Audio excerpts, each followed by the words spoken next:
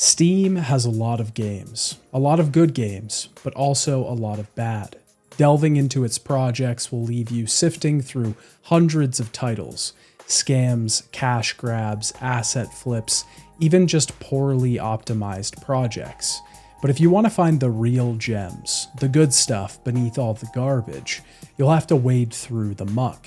But that's what I'm here for.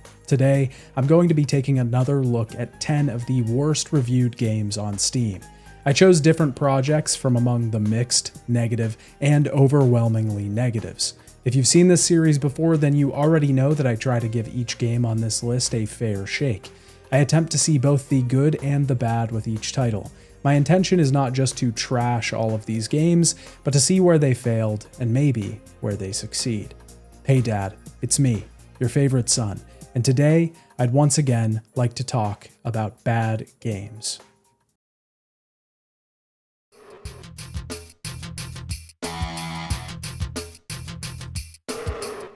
Airport Simulator 2014 was developed by United Independent Entertainment, which sounds like what a developer would be called if they were backed by the US government.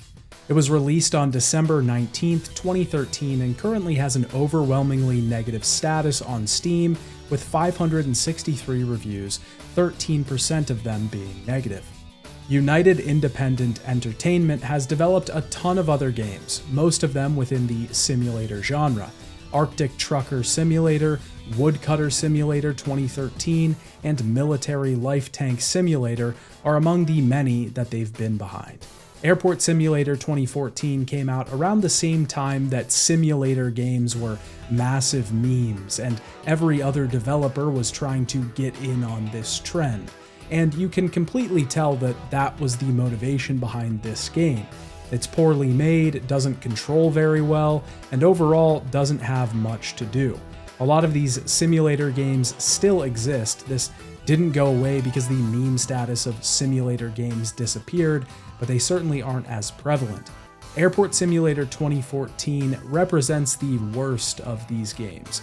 The goal of the game is to manage an airport properly, or rather than manage, just physically transport different departments to their specific tasks.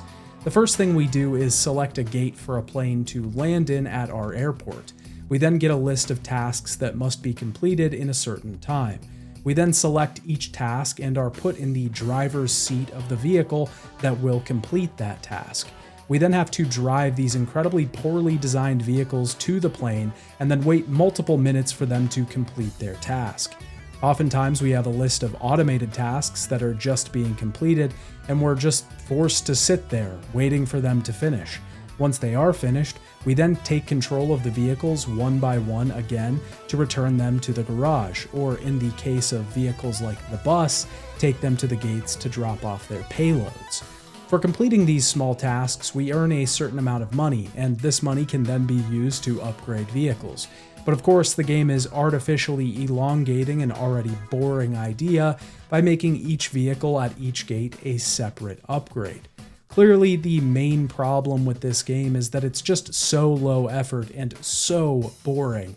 It doesn't even really feel like there's a game here. We just drive different vehicles back and forth, and most of them are painfully slow, creeping across the tarmac at a snail's pace. And unless there's more than one plane in the airport at a time, there really isn't any challenge. There's just a lot of waiting for tasks to be completed. When we do eventually get another plane in, there's some slight challenge in determining which task we need to go after first, but it's nothing that makes this feel like an actual game. Airport Simulator could be a good idea if some more interesting mechanics were added, if we could actually manage the airport itself, if we could select different staff that would make the airport function more efficiently, if we could upgrade certain parts of the facility to generate more revenue, buy more planes, etc. I understand if they wanted to go a bit more on the hands-on route, that would make sense. We could still physically drive vehicles to the planes, but at least let players physically maintain the planes or physically unload the luggage. That would fit a bit more in with this genre of simulator games. If we were unnecessarily tinkering with in-world items in really interactive ways, then it might make something like this a little more palatable. but in its current state, it's just almost unplayable because it's so boring. I could only stomach it for an hour or two. And this comes from the fact that the people that made this game didn't really care about making something that people wanted to play. They saw Farming Simulator and saw that it was going for realism, and they even mistook that for just driving vehicles around accurately. This was a miserably failed cash grab that doesn't really last or make any impact. Desolatium was developed by Super Lumen as their second game after Sanatorium, a VR game that was mostly well received. Desolatium was released on April 5th, 2024 and was not as well received, standing at a negative status on Steam and has a total of 12 reviews with 16% of them being positive. The game itself is a first-person point-and-click adventure game. We play multiple different characters that are either trying to solve the mystery behind a Lovecraftian cult or find themselves embroiled in its organizations. The game itself sees us wandering around constructed environments, trying to find clues that will lead us to the objective of the level, notes that will provide us context on the story, and parts of the world that will give us little tidbits of information. The biggest strength that Desolatium has is in its art style. The UI is designed really well with a nice clean font and fantastic color choices. The small posters that appear at the start of each level are really well designed. The character portraits are super interesting and have a ton of popping color that make them stand out against the otherwise simple windows. But the menus, UI, and posters feel almost like they were designed by a different team. The environments themselves look mostly really boring, and a lot of the textures just feel like they were ripped from still images. The character models are terribly uninspired and just very bland. The whole world just leaves a lot to be desired and feels pretty elementary. It's a shame because the game presents itself as something that has a lot of style, but when you actually spend time in its world, it feels very lacking. The game doesn't really have a lot of challenge either. There really aren't puzzles here to solve. We basically just interact with the environment until we find the objects we need to, and then the chapter switches to another character. And when we do have to solve puzzles, it's usually really simple. We'll only find 2 objects throughout the whole area, and we'll have to combine those to get what we need, and that's about the extent of it. Also, the voice acting for the game is really bad. Trail is already visible. No! Have you seen any strangers around here? Well, now that you mention it, I did see 2 men hanging around the department yesterday. I asked them if they needed anything, and they said they were looking for Mr. Carter Scott. I'm pretty sure they left when I told them he wasn't here. Did they tell you their names? No. When I asked them if they wanted to leave a message for Mr. Scott, they said it was not necessary. I'm not usually really good at telling if something is AI or not, but the voice lines do sound like AI. Again, I could be completely off here, so that's not definitive. If it isn't AI, then it's just really bad acting. It's a shame because I really did want to like this game. The way the game presents itself at first is really cool, and the art style for the most part seems like something I would be into. It shows off a unique face, but only upon playing its pretty bland story and interacting with its basic environments will you realize that this face was a farce. In my opinion, Desolatium is not really worth it unless you like hidden object games with some shoddy acting. Age of Survival was developed by Seattle Tech, a solo developer's first game. It currently stands at a very negative status on Steam with 74 reviews, 12% of which are positive. It was released on August 15th, 2015 in early access. The game has been in development for almost 9 years at this point. Now, on one hand, I think a solo developer that's been working on something for this much time obviously has to have some sort of passion for his project. But at the same time, the game doesn't really have a lot to show for the amount of time put into it. The game itself is a basic crafting survival game. You walk around, try to get materials, craft items, kill animals, and survive.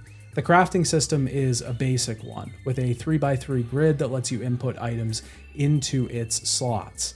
Their placements determine what is created, basically Minecraft's system. The biggest problem with the game is that there's no tutorial and no settings. There's no way to tell what the controls are, you just sort of have to figure it out. The game also doesn't run very well and crashes pretty often. There are a ton of other issues that are mostly just aesthetic, like when you cut down trees, they just sort of fizzle out of the environment, fading in an almost green flame that consumes it.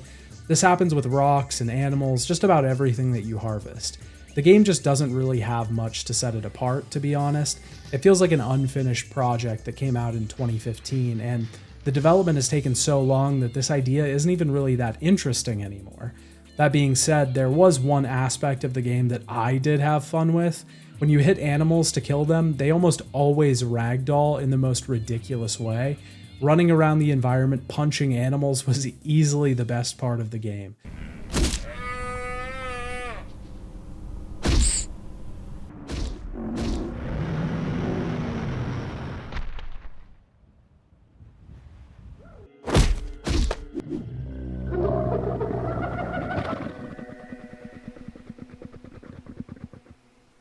It's pretty clear to me that this project is just something that the developer is doing for fun.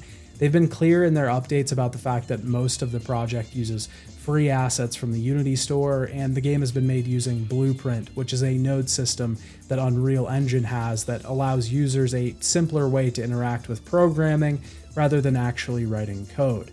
So I don't exactly want to just crap all over this game because it seems like this person is fine just doing what they're doing. But at the end of the day, maybe the game should be a little cheaper or something, because at this point, $20 is really not worth it for Age of Survival. I'm not exactly sure if there's a good solution to the problem here, but I wouldn't urge anyone to go out and purchase this game. Citadels is a game that was developed by Games Distillery. They developed one game before Citadels called Aqua that was a twin-stick shooter for the Xbox 360. Citadels was released on July 25th, 2013, and currently has very negative status on Steam with 370 reviews, 13% of them being positive. The game itself is an RTS based around Arthurian legend. We have to build a camp of peasants that will work for us, collecting resources from the nearby woods, stone deposits, iron stores, and farms. These resources can then be used to construct larger buildings, train soldiers that will fight for us, etc. It's pretty standard fare as far as an RTS game goes. And honestly, that's the main downfall of Citadels. The game just doesn't really give you anything special to do, making it blend in with the rest in the RTS genre. Compare this to a game like Age of Empires, and there just isn't anything redeemable here. The game plays like every RTS, just with less features than other games in the genre. The basic loop is building resource-gathering buildings at our camp, strengthening our walls, training soldiers until we have a large army, and then attacking. On top of that, the game is incredibly easy and very unbalanced. We can almost always steamroll the opposing forces as long as we have enough troops, and it isn't really hard to get that many. With the lack of challenge, the game just becomes really boring to interact with. There's also a ton of problems with actually placing buildings and walls. Half the time you can't even complete a full wall and close off your fortifications because the system just doesn't work. It's incredibly broken even after all these years. The AI is also pretty rough, further increasing the lack of challenge that the game presents. The AI just isn't crafted well enough to actually provide any obstacles in our way. The only real positive that I can point out for the game is the rough idea that the game is based around. I really like the idea of setting a game like this in Arthurian legend. There's a lot that could be done with that concept. Obviously, the game doesn't really pull that concept off, so it's sort of wasted on the project. But I think there are a lot of things that you could do with that idea, and in the end, I guess that's a very small positive mark on this project. Citadels is just a really bland and boring RTS game. That doesn't really work most of the time. The game did have to be handed off to another studio to finish its development, and even then it still didn't become anything special. It's quite an old project, but even on a steep sale, I don't really see much use in checking this thing out. Wetwork is one of the wildest games that I have ever played. It It was developed by Yannis Sirkenis, and I'm sorry if I'm pronouncing that wrong. Seemingly, this was their first and only game. It was released on July 27, 2018 in early access and was minimally updated until 2019, when it seems to have been abandoned. The game currently has mostly negative reviews on Steam, with 10 reviews, 20% of those being positive. The game styles itself after the Hitman series, seeking to be similar to those stealth games. Wetwork unfortunately wasn't finished, so we can only play the short tutorial mission and one full mission. In the game, we have to take out our targets and usually complete other optional objectives. We do this by sneaking around, infiltrating buildings, taking out guards, erasing security footage, etc. Now, I'll point out the obvious. Clearly, this game doesn't look very good. A lot of the assets are either free or poorly made. They don't look very good aesthetically. Most of the colors are pretty blown out and unrealistic, and a lot of the textures are way too clean. But I will say that the game does do exactly what it sets out to do. It allows you to approach missions exactly in the way that you would like. Each building and area usually has multiple ways of approach.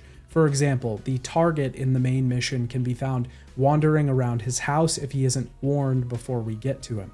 But if he is warned, then he will be in his hidden security room. This security room can be accessed by following him in or by sneaking in through the vents. There are multiple ways to get into the house itself, and multiple ways to get into the estate, including taking a gate that runs underneath the bridge in town. I was actually pretty surprised by the level design for the game.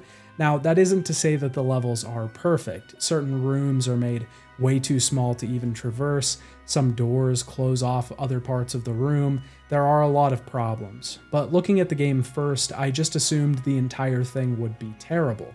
But the level design exceeded my expectations. If we kill someone and their body is found, then guards and police will go into an alert state and begin to look for us. If we're noticed killing someone on a security camera, then our disguise is compromised. We'll have to either stay out of the eyes of law enforcement, or we'll have to get a new disguise. The game even has a small visibility index to show us how hidden we are based on where we're standing. There are multiple pre-made builds that we can use in the game with different weapons and equipment.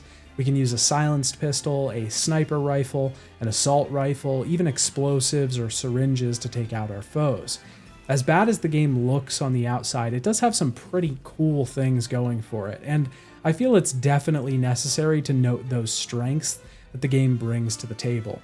On the other hand, though, the game is mostly pretty broken. It exemplifies the word jank. It just never really feels like it's working properly, and we always have to fiddle with the game to get it to work. There's a ton of bugs and a lot of features that just don't work well. Even the aiming can be really busted at certain points, with our reticle just flying around all over the place, preventing us from getting a decent headshot. And this is what really makes this game not worth it, because it's so difficult to play well. Stealth games are sort of designed to be pretty unforgiving. You must be precise, otherwise you'll get caught, and if you get caught, then it's your job to find a place to hide or get away and re-infiltrate.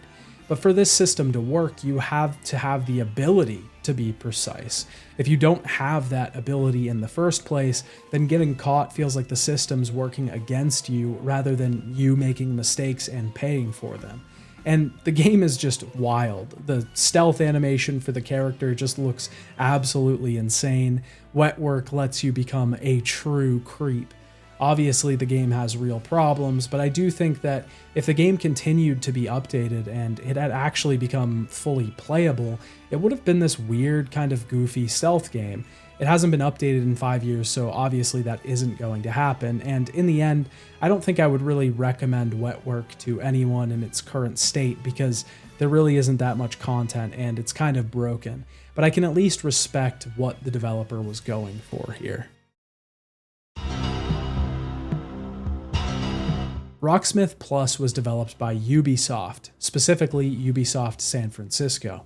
It was released on June 6th, 2024. It currently has overwhelmingly negative status on Steam, with 641 reviews, 11% of those being negative. The original Rocksmith was released on PlayStation 3, Xbox 360, and Windows in 2011 and 2012. A sequel game was then released called Rocksmith 2014. The games were basically Guitar Hero, but you could use a real guitar, a rhythm game that actually let you use a real instrument. Since the original Guitar Hero was released in 2005, criticisms of the game were always thrown around in the form of, you aren't actually playing guitar. But Rocksmith fixed that issue and also billed itself as a real way to learn how to play guitar. It probably isn't the best way that you could learn how to play a 6-stringed instrument, but it would certainly help you brush up on your skills. Rocksmith 2014 was the version of the game that most people played for quite a while, but recently Ubisoft decided to release Rocksmith Plus, a newer version of Rocksmith that people could enjoy.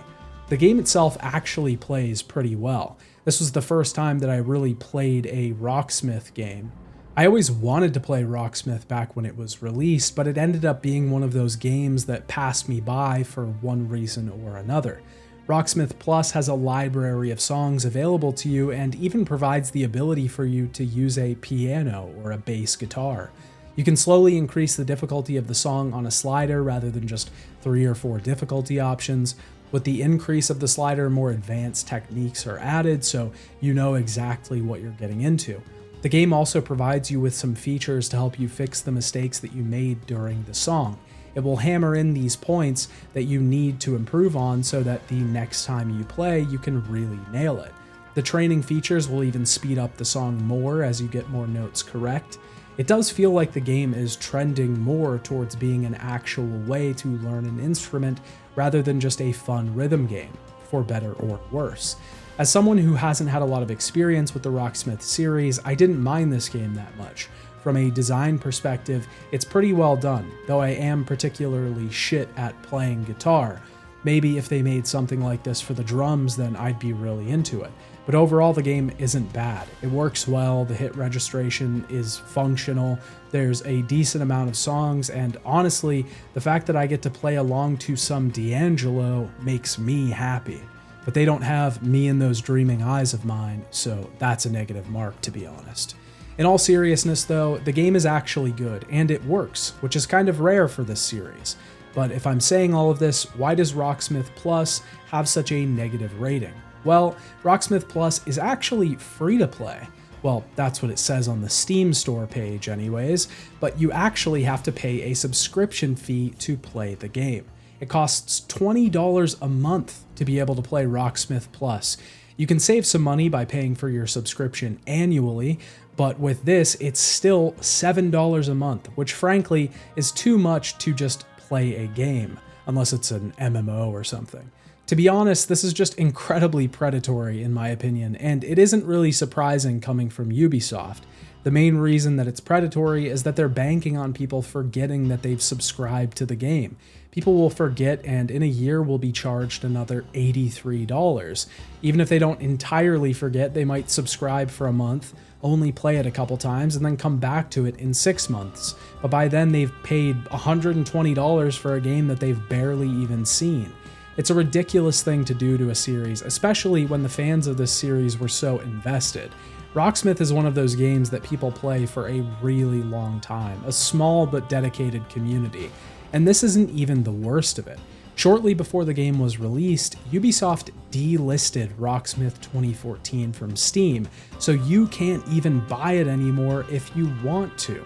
If you were fortunate enough to buy the game before it was delisted, you can still play it, but for people who don't want to pay a subscription fee, you're out of luck. And of course, this was for a reason.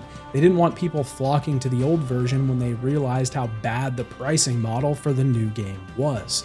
Rocksmith 2014, at the time of writing this review, still has 586 people playing it. A delisted game that isn't available to purchase on Steam. That's more than the Suicide Squad game. And Rocksmith Plus, its successor, has only 37 people playing it. It's really a shame because there is a decent game locked behind this monthly paywall. I do think it's actually fine, and it deserves to be available to the people that actually want to play it, but unfortunately, Ubisoft can't keep its grubby hands away from anything. Chinese Empire is a city builder game developed by Yeyuna. It was released on March 11th, 2024. It currently has negative review status on Steam, with 26 total reviews, 15% of them being positive.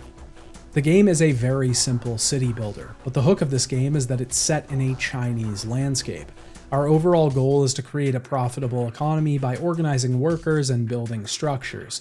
Ensuring that our workers' homes are provided with enough food and water is essential, otherwise the workers will die. This is done by building farms and wells. We also have to make sure we have a place to store those resources, so we have to build warehouses. Building lumber huts and stone mines will ensure that we have the resources to build more structures.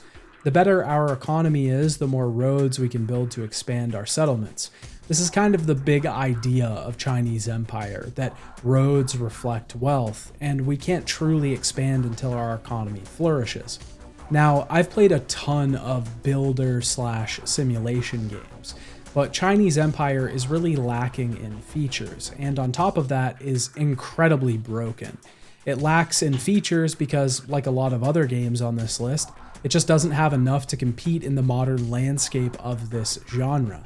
Chinese Empire never really gets that complicated, which is fine. Plenty of other games pride themselves on their simplicity and ease of mastery.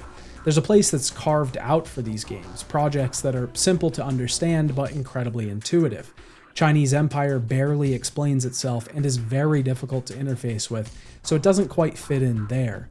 Other games in the genre pride themselves on their complexity, their high skill ceilings, and in general, their wealth of features to interact with. And Chinese Empire definitely doesn't fit in there because the game just doesn't have anything beyond some simple building and road connecting. And honestly, the genre is just too broad, with way too many projects that are just dwarfing things like this. Take, for example, a game like Manor Lords, made by a solo developer.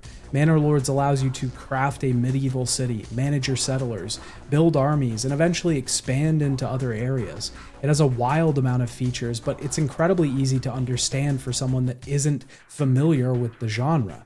Chinese Empire released within a month of Manor Lords launching its early access. On top of just not fitting in well with the genre, Chinese Empire has a ton of technical issues. Our workers will build structures automatically when we place construction, as long as a road is already connected to it. If there are free workers that aren't assigned to buildings like the kitchen or the mines, then they'll automatically build. But this gets really janky because often the free workers meter at the top of the page will not correctly reflect how many workers we have. This is because we can't control where they go. We can't assign workers to building or switch them back to a specific job, so this number often gets bugged. Other numbers, like the amount of stone needed to construct something, often gets bugged as well when we get a seasonal buff from the year changing. And the biggest one is that the roads seem to mess up the movement of our workers.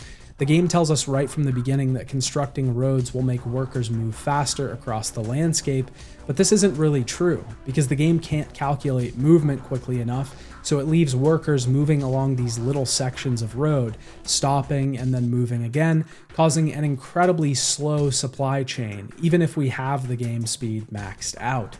All of these issues make Chinese Empire just a really big flop in the genre of city builder simulation games. The genre just has way too many good things going for it for something like this to even be noticed.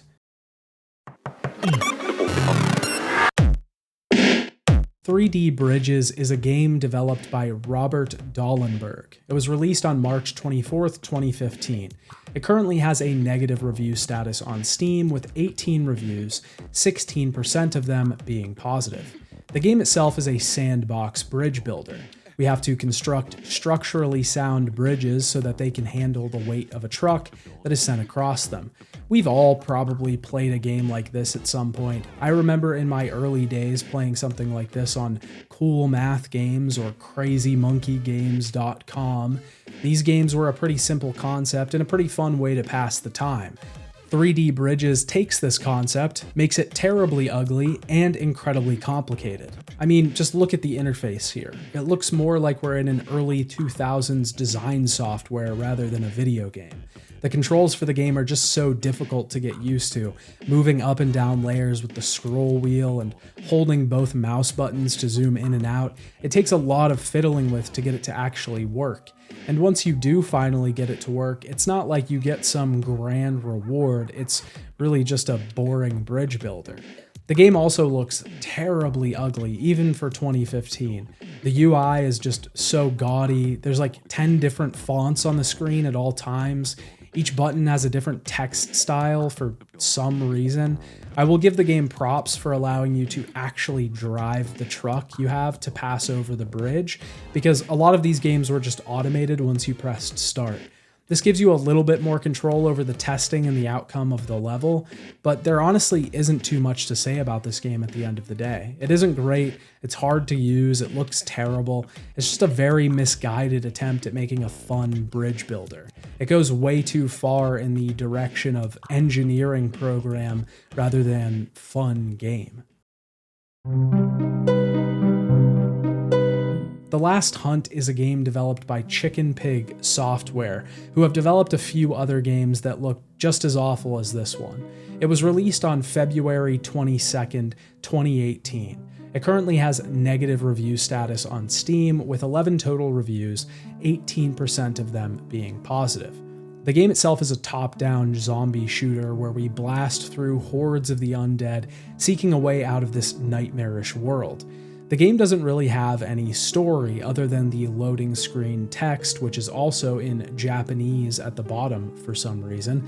It's November 2029, 4 years after the Great War, and nearly all life forms on Earth are dead. We are one of the last survivors. Most life forms have been infected by the deadly radioactive biological fallout with a capital F. Zombies rule now the ghost towns, looking for flesh and blood. Your girlfriend is waiting at home, far away from the place where you are now. You have to fight your way through the hordes of undead creatures all your way home. Okay, so we're trying to get home to our girlfriend. That's the general gist. Each level starts the same. We're put into a map and we have to head north, trying to find the exit. Our health bar is at the bottom and we have some sort of rifle or shotgun, I can't really tell. There's no way to get other weapons in this game, we're just stuck with this one forever. The shooting is also really unsatisfying because the shots are always pointed down at the legs of the zombies, so when we hit them, the shot explodes at their feet and they just sort of fall over. We also have unlimited ammo and never have to reload, so 2029 must have some pretty advanced weaponry. This is really it for the entire game. We're just running around shooting zombies, trying to get to the end of the level, starting a new level, and continuing on. I should also note that the end of each level comes in the form of a bunch of glowing rocks. I have no idea why this is the goal. Are these glowing rocks some sort of teleportation device that takes us closer to our girlfriend? Are the glowing rocks some sort of resource that we need to get closer to our girlfriend? Who knows, but the game sure doesn't explain any of that. It just happens. If you lose at any point, you also start back over from the beginning of the game. No saves here. The Last Hunt truly is the Dark Souls of some genre of games, I guess. I shouldn't really say that though, because the game is incredibly easy. I found out at a certain point that you can jump really high, and the jumping animation is actually this weird vaulting thing that sees your character kicking their legs off to the side. The whole game is just really low effort, like they decided to give it the bare minimum amount of work that they possibly could, not to mention the fact that the level design is god-awful. You never really have any idea of where you're supposed to go, and I say this because level design really is an art, especially if you aren't using waypoints or anything like that. You have to naturally guide your player through a level. The world has to be constructed so that your player is guided by the walls and boundaries, funneled into a particular area. The Last Hunt doesn't do this at all. It's a maze of broken down shacks and water. Sometimes you're actually supposed to go through a space between the corners of two small houses and wrap around the back, but who could ever know this or figure it out? The game is just so odd, a chaotic mess constructed with no regard for basic or fundamental design rules. The Last Hunt isn't something I could recommend for anyone, as I think it was probably designed as a cash grab at the end of the day. I could always be wrong about these sorts of things, but this project just doesn't feel genuine at all. Chasing the Unseen is a game developed by Strange Shift Studio. It was released on March 7th, 2024 and has a mixed status on Steam. It has 28 reviews total and 53% of those are positive. The game itself is a sort of wandering platformer where we navigate our way around large environments, attempting to climb our way to our goals. The way we do this is mostly jumping around a sort of impossible world. We can also climb certain structures and use a glider to slowly fall to different spots. Other than some optional collectibles, this is really all the game offers. It's this ambient, relaxing climbing game, which honestly has become a genre of its own at this point. The game is meant to just sort of sit and stay in its world. Chasing the Unseen does have a relaxing atmosphere, but it also has these sort of horror undertones behind it. Things feel like they're a little terrifying, like maybe something happened here that we don't really understand. Chasing the Unseen is not really a terrible game. It certainly has problems, and we'll get into those, but I feel like overall it does some really interesting things. The biggest strength of the game is that it's just beautiful. Climbing atop these wild structures and finally reaching the top before looking down at what you've already ascended can be kind of breathtaking. Watching this gigantic octopus swirl around in the air, barely whisking its tentacles past you, is pretty cool. And part of all of this is because your character is just so small compared to the world. It gives you this sense of perspective. You realize that you're almost insignificant in the grand scheme of things. And I think the game is trying to say something. It does have sort of a message, one that I couldn't really decipher from my short time with it. But Chasing the Unseen is a little bit flawed. Climbing these large structures can get a little bit tired after a while. The exploration just really isn't there, and in my opinion, the worlds are designed to look prettier than they actually function. You never really know if you're where you're supposed to be. There's a feature that shows you the general direction that you're supposed to head in, but it isn't really that helpful, and that's not to say the game is difficult. You just aren't certain whether you're heading in a path that was designed for you, or if you're closer to clipping outside the bounds of the intended road. It's very odd, and the whole thing just feels uncertain. Like I said, it feels like the game was designed to look good rather than function well. And part of that is the challenge of the game, determining where you need to go to move forward. But it doesn't exactly feel good when you aren't sure if what you're doing is right the entire time, and somehow you stumble and roll down a hill into the goal. Overall, it just feels like the game has a general lack of direction or purpose. It doesn't really feel like it knows what it wants to be. As some of the reviews on Steam have already stated, it does feel like more of a tech demo rather than a full-fledged project. I will say that a large highlight of the game for me was being able to hang on to the octopus to get up to a higher area. Also having to manage the stamina bar, letting go at perfect moments so that we don't fall off the tentacles is pretty fun. But in my opinion, these moments are few and far between in Chasing the Unseen. I think mixed is probably a good place for it to be in the end. I would recommend it if it looks like something that you would really enjoy, but not if this doesn't seem like your sort of thing. This game definitely isn't going to change any minds. And with that, we've taken a look at 10 more of the worst reviewed games on Steam. If you haven't seen the other videos in this series, I would highly recommend checking them out on the playlist that you can find here. If you enjoyed the video, please consider subscribing as it really helps out the channel, and be sure to give the video a like. If you have any more poorly reviewed Steam games that you'd like me to check out, be sure to leave them in the comments and I'll try to play them for the next video in this series. I'll see you next time. Bye, Dad.